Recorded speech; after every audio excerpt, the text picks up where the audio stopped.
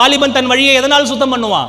வசனத்தினால காத்து கொள்றதுனால தான் வழி சுத்தமாகும். சுத்தப்படுத்துறதுக்கு இன்னைக்கு நிறைய வழி இருக்கு. சம்டைம்ஸ் இந்த வசனம் ஆசிட் போல தான் இருக்கும், வேற வழி கிடையாது. ஊத்தி தேய் நமக்குள்ள தேய்ச்சாதான் என்ன ஆகும்? நமக்கு அந்த அசுத்தம் நம்மளை விட்டு நீங்கும். ஒரு சில நேரம் வசனம் மருந்தா பெயின்ஃபுல்லா தான் இருக்கும், வேற வழி இல்லை. அந்த வசனத்தை நம்ம ஏற்றுக்கொண்டு விட்டு கொடுத்தாதான் நம்ம சுத்தம் பண்ணப்படுவோம். கரெக்டா இல்லையா? கரெக்டா? நான் சொல்றது தப்பா இருக்கா? இன்னைக்கு சுத்தம்ன்றது எதை வச்சு நம்ம பார்க்குறோம்னா, நம்மளுடைய கண்ணோட்டத்திலையும் நிறைய பேர், நான் இப்பயே சொல்றேனே, 10 லட்சம் பேர், இந்த 800 கோடி ஜனங்களும் எதை சுத்தம்னு சொல்றாங்களோ அதை பைபிள் அசுத்தம்னா அசுத்தம்.